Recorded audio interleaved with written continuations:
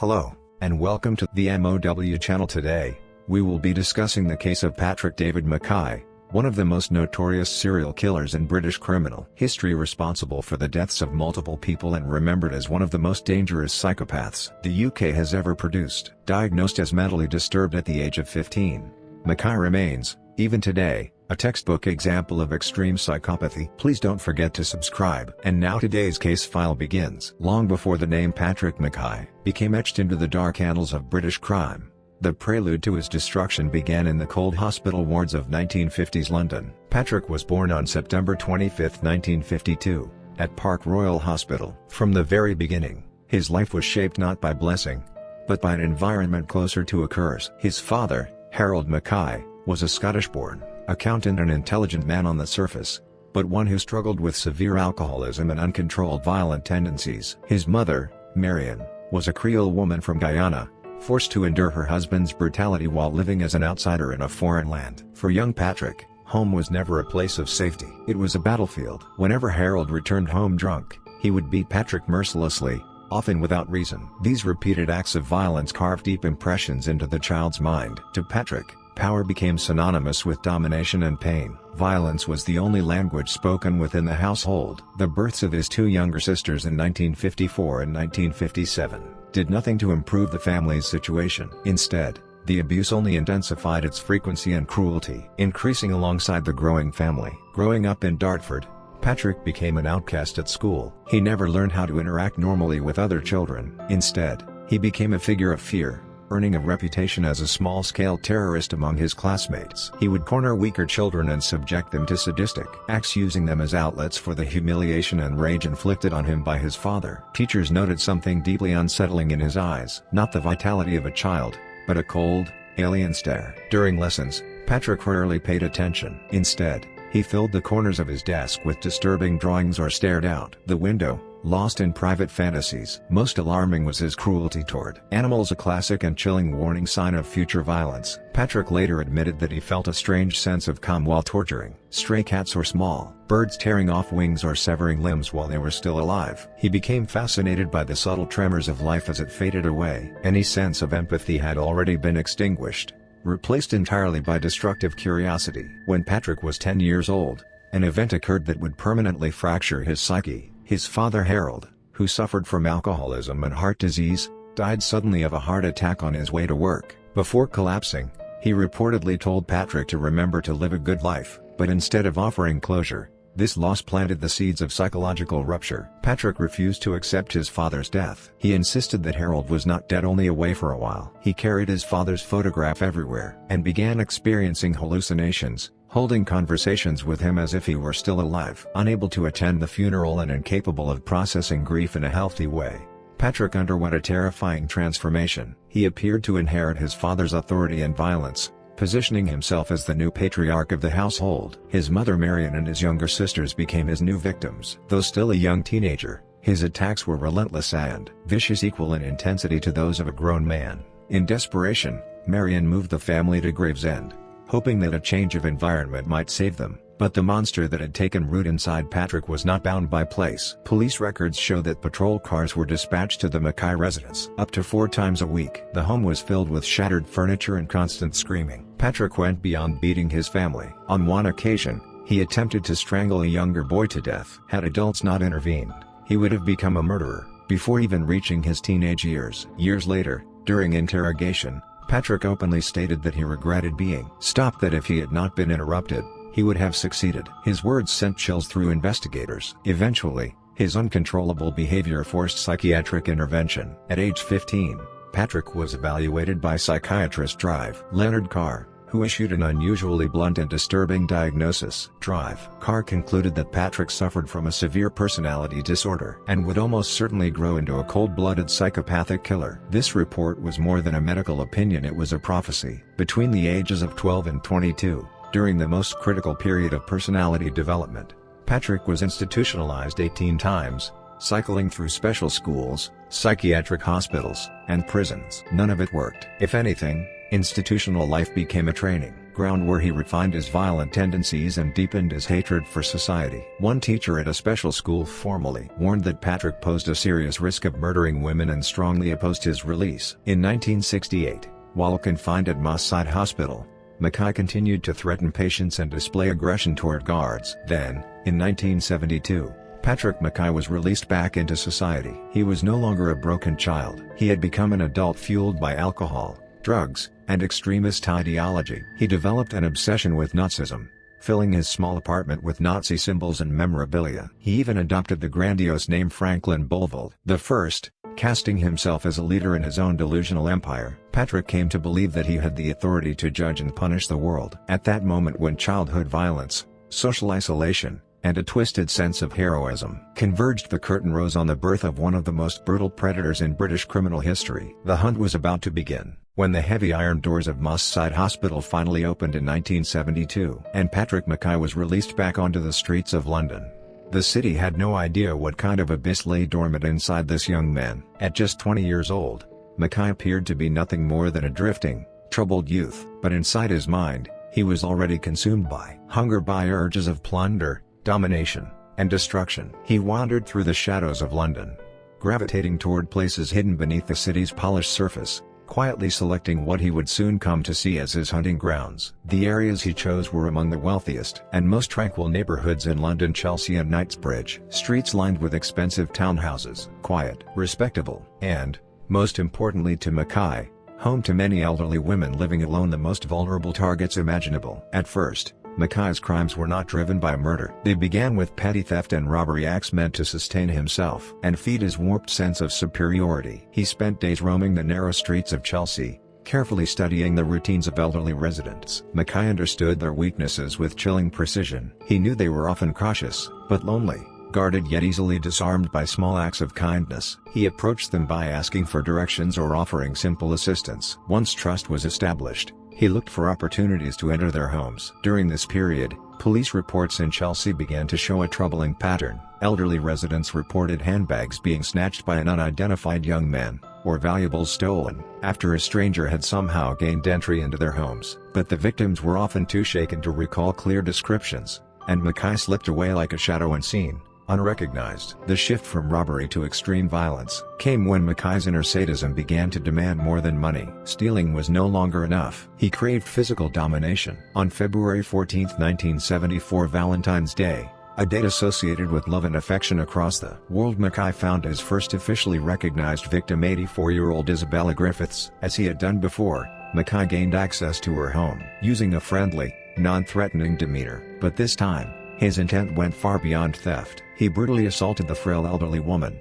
strangling her with his bare hands. And even that was not enough. He pulled out a knife and stabbed her repeatedly, as if to make absolutely certain that life had left her body. The quiet Chelsea townhouse was transformed into a slaughterhouse in a matter of minutes. When Griffith's body was discovered, the Metropolitan Police went into crisis mode. The level of violence was excessive, the motive unclear. Investigators debated whether the crime was fueled by personal resentment or a robbery gone wrong.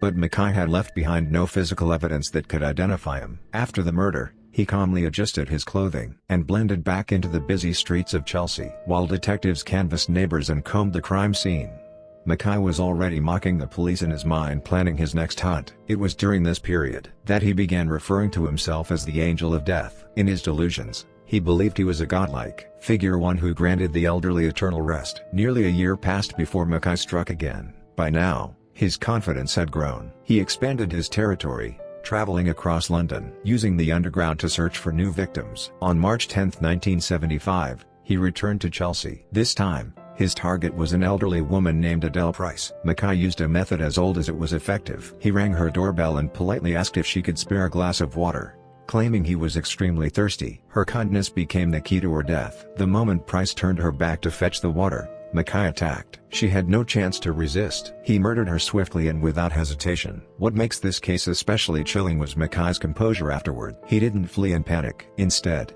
he calmly gathered valuables from the house, behaving as though he belonged there. As he was leaving, Price's granddaughter happened to be returning home. She came face to face with Mackay at the front door. The young woman found it strange to see an unfamiliar man exiting her grandmother's house, but Mackay's demeanor was so calm, so confident, that she assumed he was simply a visitor who had gotten lost. She stepped aside and let him pass. Moments later, she entered the house and discovered her grandmother's brutally murdered body. Her scream echoed through the home. That brief encounter became one of the most haunting examples of Mackay's cold-blooded boldness, a psychopath so composed that he walked straight past a family member of his victim without raising suspicion. Following the back-to-back murders of elderly women, Chelsea and Knightsbridge descended into fear. Residents locked their doors even in broad daylight. Elderly citizens recoiled at the sight of unfamiliar young men. The media dubbed the unknown killer the Ghost of Chelsea, flooding newspapers with headlines. Police connected the similarities between the murders and assembled a special task force,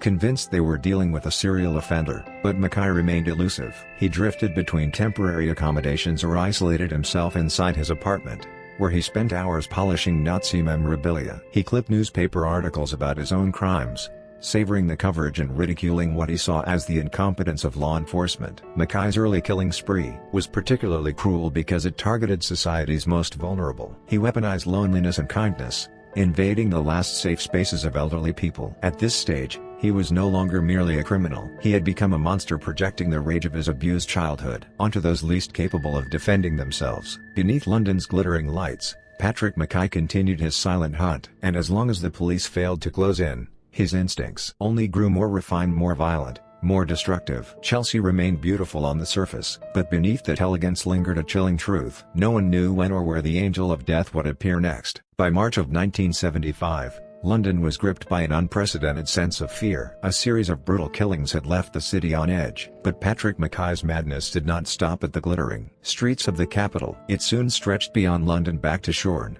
a quiet village in the county of Kent, a place tied deeply to memories of his childhood. As Mackay moved between London murders while evading police, his distorted attention settled on a new target: the presbytery of Father Anthony Crean. Father Crean was widely known as a gentle and devoted man, respected throughout the local community. Ironically, he was also one of the very few people who had ever shown compassion toward the Mackay family, someone who genuinely tried to help them. But to Patrick Mackay, kindness was never something to be received with gratitude. It was a trigger, one that reminded him of everything he lacked and ignited his rage. The connection between Mackay and Father Crean went back several months. Mackay had previously broken into the priest's residence and stolen a check worth £30. Despite the theft, Father Crean reported the incident to police while urging leniency, expressing hope that Mackay would be guided onto a better path, rather than punished harshly. Mackay ignored the court's restitution order entirely. Instead of appreciating the priest's mercy, he interpreted it as condescension, as an attempt to lecture and control him. Living near Mackay's mother,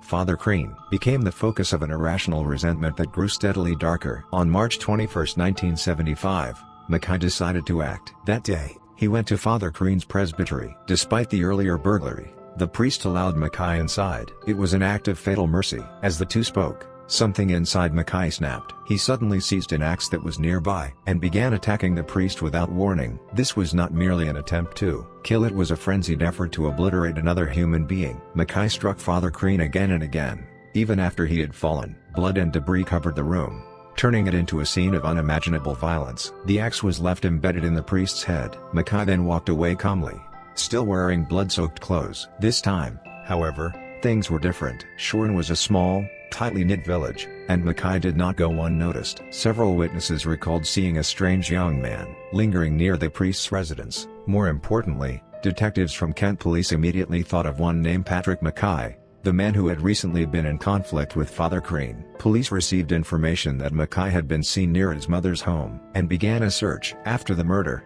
Mackay fled back toward London, hoping once again to disappear into the crowds. But this time, the net was closing faster and tighter than ever before. When he was finally arrested, Mackay did not resist as expected. Instead, he displayed a disturbing sense of pride, as though eager to show off what he had done. In the cold interrogation room, he openly confessed to killing Father Crean. He stated that he didn't like being lectured by the priest, and recounted the murder as if it were a story of personal triumph. Investigators immediately sensed that this was not an isolated act. There was no trace of guilt in Mackay's words, only exhilaration, as though he believed he had proven his power. The crucial breakthrough came during fingerprint analysis. The Metropolitan Police had already circulated fingerprints recovered from the Adele Price murder scene in Chelsea. When forensic analysts compared those prints with Mackay's, the result was chilling. They were a perfect match. The man who murdered Father Anthony Crean was the same individual responsible for the killing of Adele Price. In that moment, The identity of the killer, known to the press as the Ghost of Chelsea, was finally confirmed. The investigation expanded immediately from a local murder case into a nationwide serial killer hunt. A search of Mackay's residence left detectives stunned. Inside his apartment,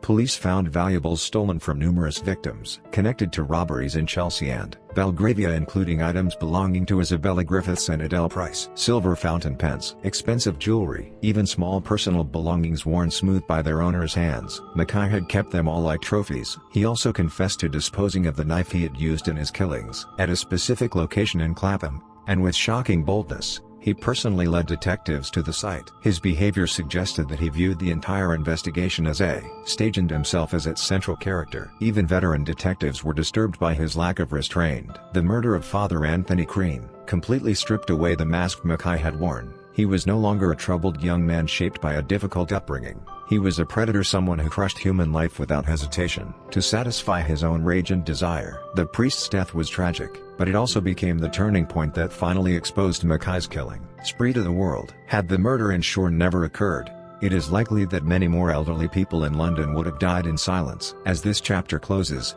investigators were left with a chilling question. Were there more victims? Beyond the murders he confessed to during periods of release, confinement, and wandering, had Patrick Mackay committed other crimes that remain undiscovered? During questioning, Mackay reportedly smiled and hinted that "this isn't everything I've done." It was the opening note of a confession that would soon shake the British justice system. The search for truth, which began in the quiet presbytery of Father Anthony Crean, was now leading investigators toward an even darker and deeper abyss, one that lay inside the mind of Patrick Mackay himself. Behind the cold concrete walls of Brixton Prison, Patrick Mackay was no longer a fugitive. He was now something far more unsettling, a man who seemed to relish attention, exaggerating the scale of his evil, while positioning himself as the grotesque centerpiece of the investigation. Although he had been formally charged with the murders of Father Anthony Crean and 2 elderly women, Mackay carried within him a far darker ledger, one the world had not yet fully seen. Inside the prison, he began boasting to fellow inmates about his secret missions as an angel of death, recounting acts of violence as if they were heroic exploits. Word of these confessions quickly reached investigators, prompting detectives from the Metropolitan Police to once again turn on the lights in the interrogation room, determined to separate truth from manipulation. What Mackay revealed next sent shockwaves across Britain. He claimed that beyond the 3 murders already known to police, he had killed at least 6 to 8 additional victims. These were not vague claims. He described details of long unsolved cases with disturbing accuracy, details that had never been made public. One of the first cases he mentioned was the murder of Heidi Mlinerk-Zeig, a 17-year-old German au pair killed in July 1973. Mackay calmly stated that he stabbed the girl aboard a train, then opened the door of the moving carriage and threw her body onto the tracks. At the time, her body had been discovered near Catford, leaving investigators baffled. Mackay's confession appeared to hold the missing key to the mystery. As his statements continued, the map of London seemed to bleed. He spoke of Mary Hines, murdered in Kentish Town. He claimed that in early 1974, he pushed a drunken, homeless man off a bridge into the River Thames for no reason at all, watching him drown. He also described breaking into the apartment of 92-year-old Sarah Rodel, recounting the killing with chilling indifference. Mackay said he nailed shut the back door to prevent escape, then stuffed a stocking into her mouth. He mocked the act, stating that killing an elderly woman was as easy and routine as doing laundry. That single remark revealed the depth of his antisocial personality, his complete detachment from human life. Even more horrifying was his mention of the murders of 57-year-old Stephanie Britton and her 4-year-old grandson, Christopher Martin. Mackay confessed to killing the child with the same emotional flatness he used to describe adult victims. He also admitted to murdering cafe owner Ivy Davis, beating her to death with a tent peg. He told detectives he had scoped out the cafe in advance, initially planning a robbery before killing her impulsively. Detectives were shaken as they cross-referenced his statements with police records. Time and again, Mackay's confessions aligned with real unsolved murder cases in startling detail. But the path to justice was far from straightforward. Mackay soon began playing psychological games. When investigators attempted to verify evidence, he abruptly changed his story, retracting many of his earlier confessions. He claimed he had lied under police pressure, or that he had simply invented the stories after reading newspaper articles. He openly mocked investigators. In the case of the alleged Thames River victim, no body had ever been recovered, and no missing person could be conclusively identified. Mackay exploited that uncertainty to withdraw his confession entirely. Prosecutors soon hit a legal wall. Despite the disturbing accuracy of Mackay's statements, there was insufficient physical evidence to secure convictions for the additional murders. Investigative technology in the 1970s simply could not link Mackay definitively to crimes with no witnesses, no fingerprints, and no forensic trail, especially once he recanted his confessions. The public demanded accountability for every life he claimed to have taken, but the justice system, bound by evidence-based law, was left powerless, forced to rely on the unreliable words of a psychopath. When the trial opened in November 1975, Mackay faced judgment for only 3 cases, those supported by indisputable evidence. Even in court, he behaved strangely, attempting to present himself as mentally unstable. His defense argued that severe childhood abuse had left him incapable of sound judgment, but medical experts disagreed. They testified that Mackay was not suffering from psychosis or delusions. He understood his actions perfectly. He understood their consequences, and worse, he enjoyed them. Patrick Mackay was not insane. He was evil. The court ultimately found him responsible for the deaths of Isabella Griffiths, Adele Price, and Father Anthony Crean. Due to legal technicalities, the verdict was recorded as manslaughter, on grounds of diminished responsibility. However, recognizing the extreme danger he posed, the judge sentenced Mackay to life imprisonment with a minimum term of 20 years, ordering his permanent removal from society. As the sentence was read, Mackay showed no visible reaction. To him, the courtroom was simply the final stage, a place to cement his notoriety. As this chapter closes, Patrick Mackay disappeared behind heavy prison doors, but the shadow of his unproven confessions remained etched into the lives of grieving families and into Britain's list of unresolved crimes. Those cases confessed but never convicted became permanent scars in the nation's criminal history. And so, the public was left waiting, wondering if one day Mackay might speak again. His underground confessions, woven from truth and lies, formed a chaotic record of violence, a grim reminder that even behind bars, Patrick Mackay's destructive influence had not truly ended. When Patrick Mackay was sentenced to life imprisonment and disappeared behind the heavy iron gates of Hull Prison, one of the most secure prisons in the United Kingdom, the public believed they would never see him in the light of day again. However, the years following his 1975 conviction became a new chapter of controversy in their own right. Even behind bars, Mackay was anything but an ordinary inmate. He was assigned to a special high-security unit designed to house the most dangerous and uncontrollable prisoners in the country. There, he spent decades reflecting on his crimes, but what he showed bore little resemblance to genuine remorse. In a 1989 BBC documentary,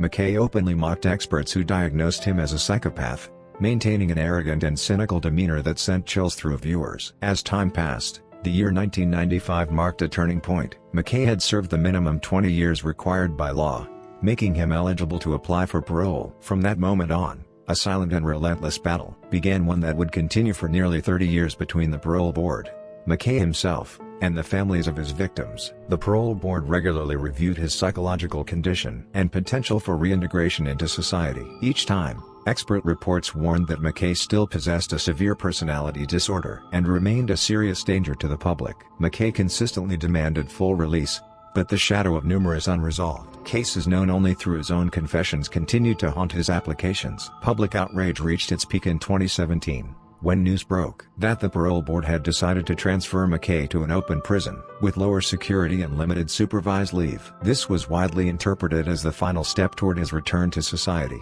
Across the UK, fear and anger erupted. For citizens who remembered the horrors of the 1970s, the idea that a harbinger of death could once again walk the streets was unbearable. Political opposition quickly followed. Members of Parliament, including Gareth Johnson, of the Dartford constituency, raised serious concerns in Parliament. They argued that considering Mackay's release, given the brutality of his crimes and the unresolved deaths linked to his name, was an insult to the rule of law itself. The people who suffered most throughout this process were the families of victims whose cases remained legally unresolved. Although Mackay had confessed to killing them, the lack of physical evidence meant no convictions could be secured. The son of Ivy Davis publicly condemned the system, explaining that despite Mackay's confession to murdering his mother, the family was denied a meaningful voice in the parole process due to the absence of a formal guilty verdict. These families insisted that Mackay still carried unspoken truths, and that if he were released, those truths would be buried forever. Their grief-stricken appeals strengthened public calls for parole hearings to be more than assessments of rehabilitation, but rather a reckoning with unfinished justice. In 2020, British authorities launched a large-scale reinvestigation into several cold cases, believed to be connected to Mackay. Using modern DNA analysis and advanced forensic techniques, It was seen as a final attempt to uncover the truth behind crimes committed nearly half a century earlier. As a result, McKay's parole hearings were temporarily suspended, and the public hoped that his full legacy of violence would finally be exposed in court. But time had erased too much. Key physical evidence had deteriorated or been lost, and witnesses had either passed away or could no longer recall events clearly. Ultimately, investigators were unable to gather sufficient evidence for additional prosecutions. The investigation was closed, and McKay once again confirmed, this time with a quiet smile, that he remained beyond the reach of the law. In 2022 and again in 2024, McKay's case returned to the parole board. The panel found itself trapped between competing pressures: on one hand, his advanced age and relatively uneventful behavior in open custody; on the other, expert warnings that his psychopathic traits could never be fully ruled out. As of 2025, Patrick McKay has spent half a century behind prison walls. He is now a white-haired old man, but the scars he left on British society remain vivid. He is recorded as one of the longest-serving prisoners in the country, and his potential release continues to test the moral boundaries and public safety obligations of the British justice system. In the end, the story of Patrick McKay is not confined to the serial murders of the 1970s. It is an ongoing tragedy that forces society to confront difficult questions about the balance between human rights, public safety, and the limits of justice itself. The man who once called himself the harbinger of death, stealing the peaceful final years from elderly victims, now seeks mercy from the very system he once defied. But for many, mercy remains a luxury his victims were never given. Patrick McKay's name will forever stand as a symbol of evil in British criminal history. And if the day ever comes when he walks free, it will not simply mark the release of one man, it will be the day the principles of justice upheld by British society are once again tested by a powerful and unforgiving storm. That concludes today's story. Please don't forget to subscribe and like the video. Thank you for watching.